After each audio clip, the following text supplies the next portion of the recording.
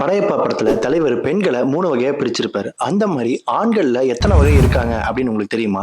அத நீங்க தெரிஞ்சுக்க போற ஒரு சூப்பர் இன்ட்ரஸ்டிங்கான வீடியோ தான் இது. இந்த வீடியோல மேல் பெர்சனாலிட்டீஸ்ல எத்தன டைப் இருக்கு? அவங்களோட கேரக்டரிஸ்டிக்ஸ்லாம் என்ன? அவங்களோட பிளஸ் அண்ட் மைனஸ்லாம் என்ன? இதுல நீங்க என்ன கேட்டகரியில வருவீங்க? இப்படி பல விஷயங்கள நீங்க தெரிஞ்சுக்கணும்னா இந்த வீடியோவ தொடர்ந்து பாருங்க. பக்கிள் அப் மக்களே, it's time to rise our standards.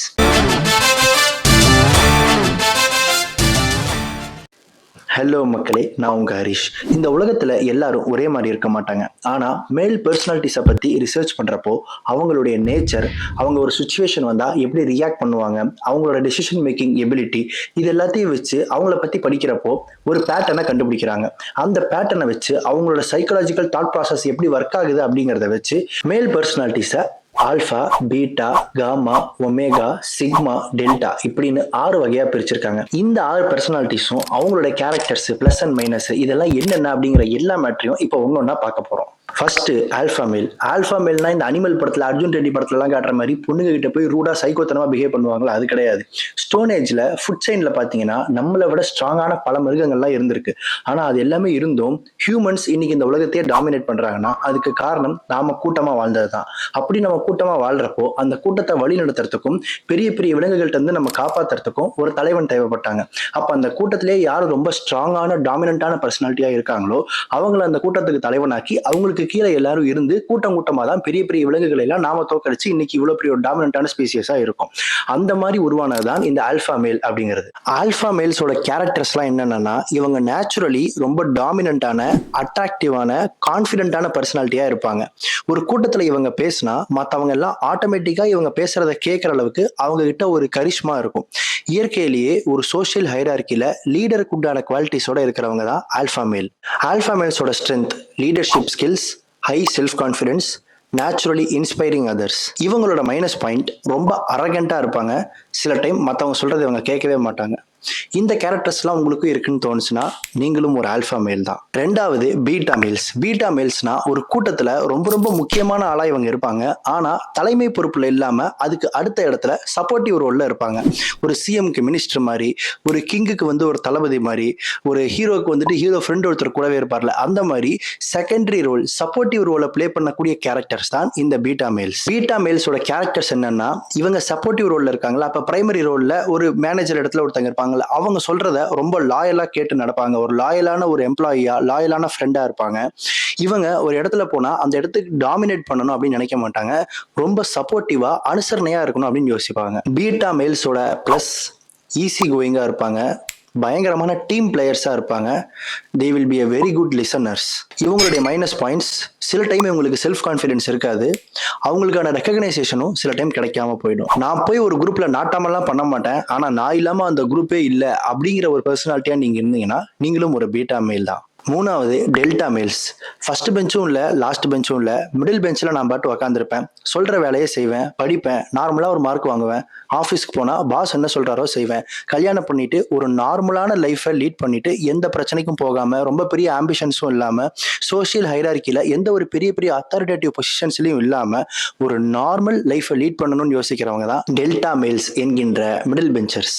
நமக்கு இருக்கடா வம்பு, இருக்கடா தெரியாம இருண்டு போயிரும்டா. இவங்களோட ஸ்ட்ரென்த் என்னென்ன அப்படின்னா, hard working, honest, they are great problem solvers.